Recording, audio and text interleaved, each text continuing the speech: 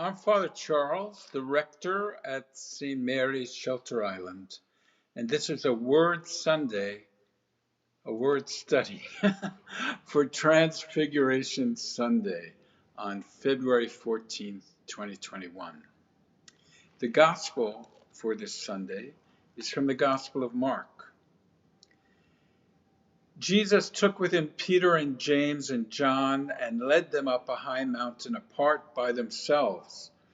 And he was transfigured before them, and his clothes became dazzling white, such as no one on earth could bleach them.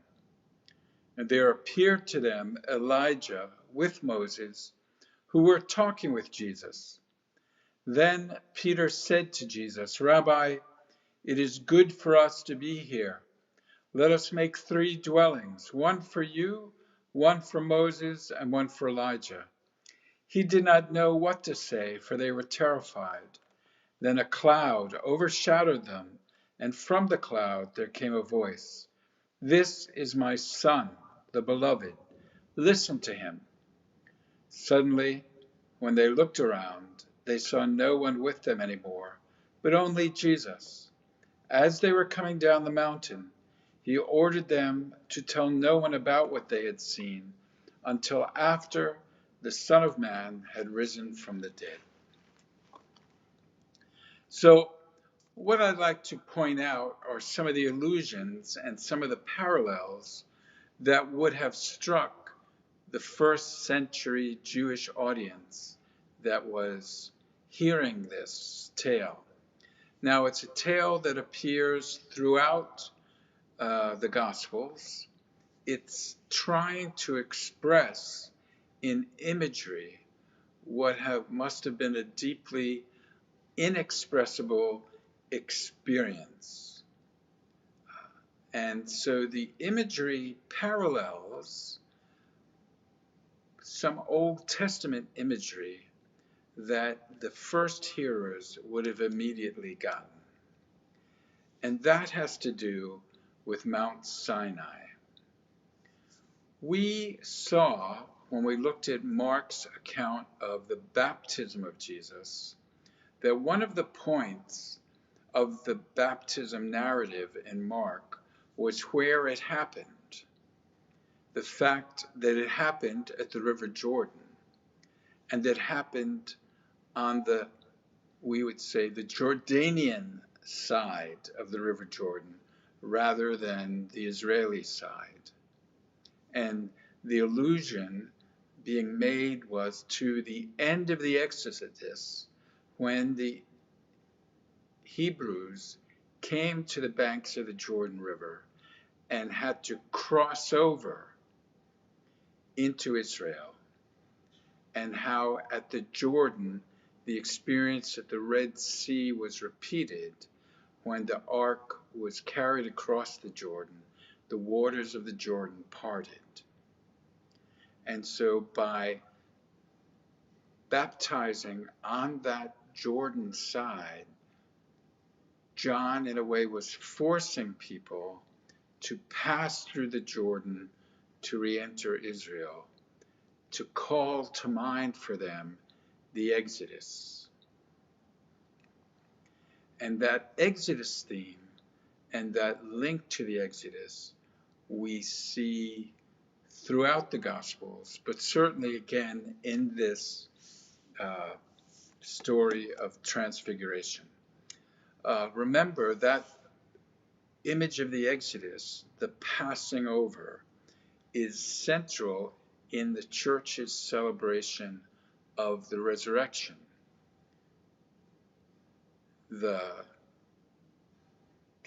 song we sing to the Easter candle, the Exultet, says, "This is the Passover of the Lord." And one of the required readings we have in the great vigil of Easter, which begins Easter, is the recounting of the tale of the Israelites passing through the Red Sea and the parting of the Red Sea. This is the Passover of the Lord. So in the Old Testament, we have, of course, Moses going to Mount Sinai. And the description, the word used in the Gospels for this um, experience, that we translate as transfiguration in Greek, is metamorpho, where we get our metamorphosis, like the change of a caterpillar to a butterfly. So Jesus just didn't look more calm or at peace, or he didn't have, in today's popular spiritual circles, an aura, a good aura. This was a radical change in his appearance, in the reality that he revealed. And it takes place on a mountain. Mount Sinai lies behind today's account, and Jewish listeners would have made this allusion, an encounter with the divine. This is the end of the season of Epiphany, that season of light and revelation, and here we end the season with this ultimate mystery of light, the Transfiguration, which isn't simply an epiphany, but is a theophany, a revelation of God. And so on the mountain with Jesus appears Moses and Elijah. Moses standing for the law, Elijah for the prophets. And so we have him between the law and the prophets, which is the way, shorthand, for all the revelation of God, the law and the prophets. Remember when the risen Christ meets the disciples on Emmaus, he speaks to them of the law and the prophets and breaks them open for him, for the two disciples. Now, Luke says in his story of the Transfiguration, he goes even more directly and says, Moses and Elijah were talking with Jesus about, often it's translated, his passing, but the actual Greek word was exodus. Moses and Elijah are talking with Jesus about his exodus. So it's even more direct. Jesus is crossing over. And the word exodus, I mean, if you went to Greece now and you saw an exit sign in the building, what the exit sign would actually say is Exodus. So Exodus is an exit, it's a leaving, it's a departing, it can mean death. And we know that from this moment, coming down from the mountain, which traditionally is called Mount Tabor, but none of the Gospels say what mountain it is. Coming down from Mount Tabor, Jesus then sets his eyes on Jerusalem towards his passion, which is why this is another reason why this is not just the culmination of this season of light after Epiphany, but it also, now we're turning toward the season of Lent, which will begin on Wednesday with Ash Wednesday, as we make our own pilgrimage to Jerusalem and to Calvary, and ultimately to the empty tomb.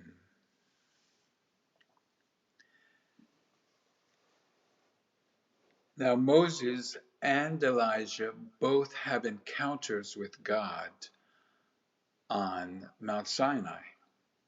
Moses, of course, when he receives the Ten Commandments, and Elijah in that story when he's summoned to Mount Sinai, and in the cave, he hears, remember, a hurricane, a great wind, a fire, an earthquake, and then the still small voice or the sheer sound of silence.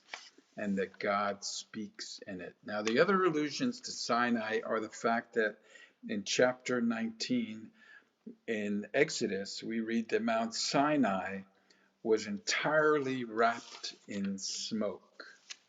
And here in the Gospel of Mark, it says, a cloud overshadowed them. And from the cloud came the voice, "This is my son, my beloved." And of course, the Shekinah, the cloud of God's glory, which leads the Israelites through the desert, through the Red Sea, is the sign of God's presence. And the Shekinah, the cloud of God's presence, he speaks from that cloud to Moses and gives the Ten Commandments. Here again, God speaks from the cloud of glory, the sign of his presence. Only this time, he reveals not a law in stone, but he reveals the new law in the flesh of Jesus.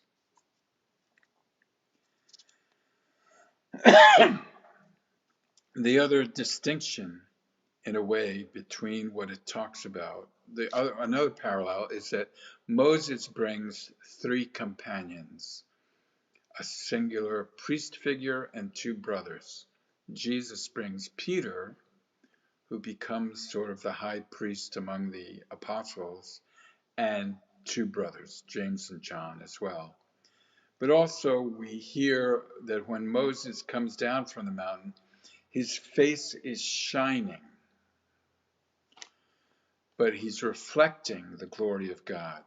In the other synoptics, in Matthew and Luke, Jesus' face is shining, not reflecting God's glory, but he himself is shining. He himself is the embodied ark of the covenant, the presence of God, and revealing that glory of God. He is the theophany in himself.